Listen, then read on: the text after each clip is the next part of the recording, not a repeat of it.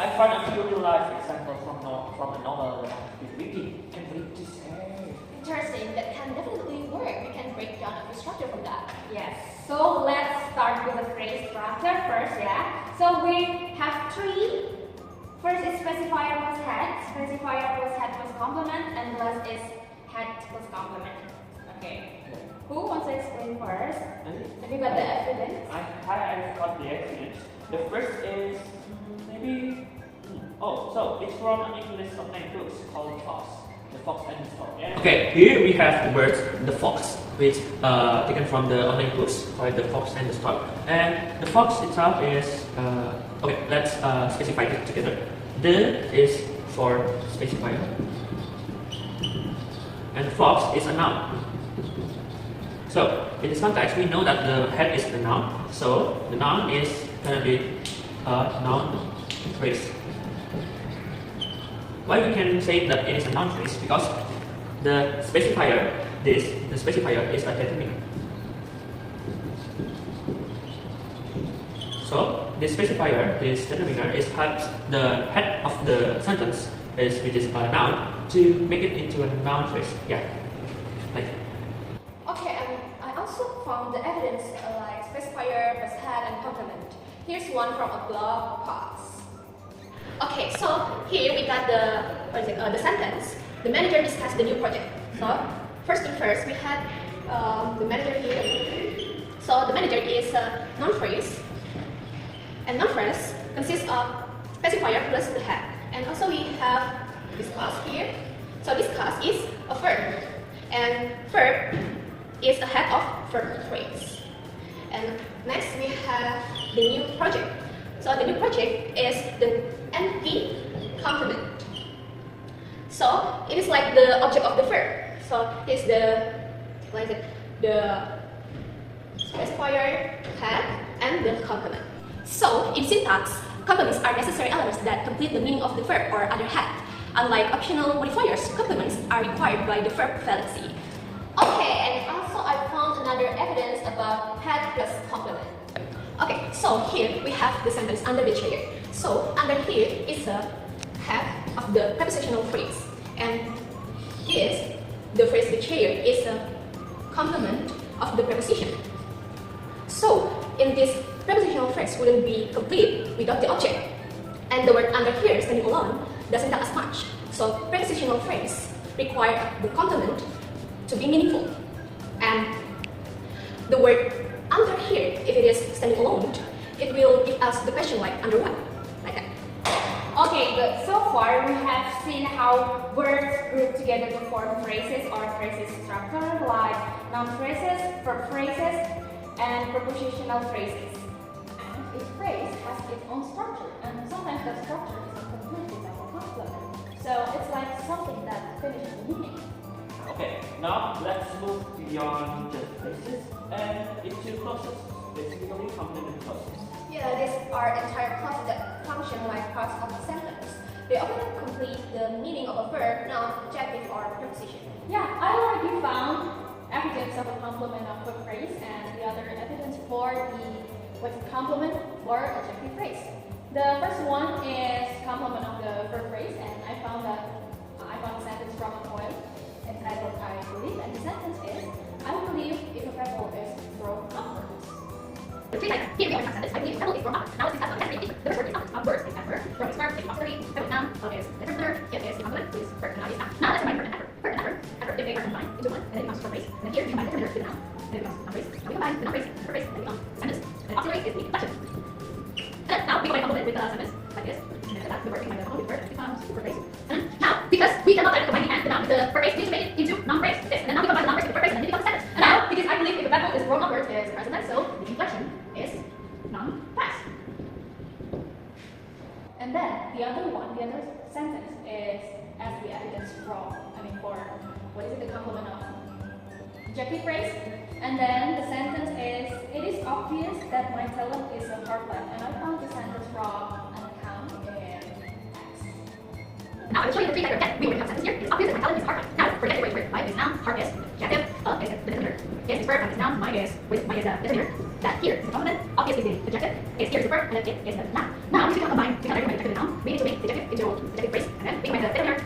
becomes the noun phrase. Like this. And then now we combine the verb with the noun phrase, and then it becomes the verb phrase. After that, we can combine the second verb and the noun, and it becomes the noun phrase. We combine the noun phrase with the present, and then because my is our life is present, so we mention it for past. And then now we combine the complement with the sentence like this. And after that, we combine this adjective with the complement, like this, and it becomes the phrase. And after that, we combine this verb with the adjective phrase, and then it becomes verb phrase. And then because we want to combine noun with the verb phrase, we make this noun into noun phrase, and then we combine the noun phrase with the verb phrase, and it becomes sentence. And then because the sentence present, so we mention it for past. And also, the complement of the sentence is that my talent is a hard life. Okay, so for the transformational, I also found for the inversion one, I found on the Google. So it says like, are you saying yes to everything? Like that, and this is the evidence. For the inversion, we have this sentence, are you saying yes to everything? So this question, for the inversion, first we need to make the DS1, yes is structure, which is the sentence or statement that we think. So the first, for the statement like this, you are saying yes to everything, and then we classify one by one. The word everything becomes noun, and this is preposition, this is noun, second verb, this is auxiliary, and this is also noun. And we make the noun just become noun phrase first, and then we combine P, and P becomes prepositional phrase. And for verb and noun here, we cannot have noun phrase, double noun phrase in one branch, so we need to combine the verb and the noun to become verb phrase like this. And after that, we just make the noun to become noun phrase like this.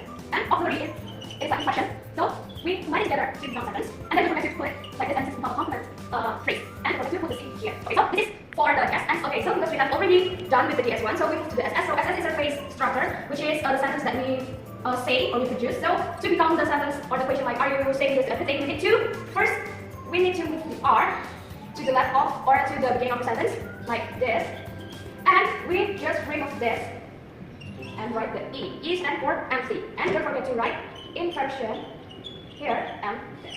Okay, done. Okay, and next for the WH movement, I found the evidence from TikTok, and the sentence is like, who opened the door? Like that, so this is the evidence. WH movement, we have who opened the door. So let's write together the word door, noun, and this is the verb, and this is word and noun. So let's combine the determiner and the noun in one phrase, and then this becomes word phrase, and then noun can take this one phrase.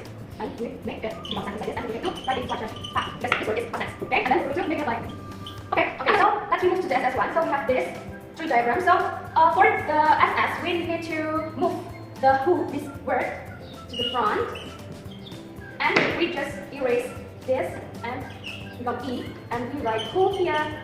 And because we don't have any auxiliary, so for this we just write the E for empty, and don't forget to move the category to become the noun phrase here. So this is WH movement. Okay, done. Yep, that's right. And last, I also found evidence for WH movement and inversion occurring within one question. So here's the evidence. Okay, here we have some sentence which is the article class, and let's take a look at what is now. As a preposition, what is verb, are as a auxiliary, and they as a noun. So how we can define this as a whole, I mean as a sentence. So this one actually need to specify as a noun because we cannot combine the preposition or verb, and after that we need to request this to make a prepositional phrase. And after that, after we specify the prepositional phrase, we drag this verb into this prepositional phrase to make a verb phrase. And for the they cannot combine auxiliary, and we need to change it into noun phrase like this. And after that, we can make this phrase like this. And auxiliary always follow the by measurements. And then we put SMS, and then we put TE and okay, so in this surface structure, we have things like they are talking about, but we try to make an inversion and WH movement. So how can we do it? First, we can drag the WH into here like this. Here, yeah, and then we write it in here like this. Well, okay. After we move the WH question, don't forget to erase this and make it.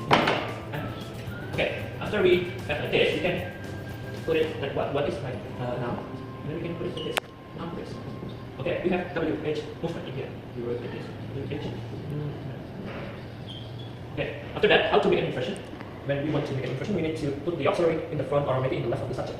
So we can put it like this. Okay, and then we put it R in here.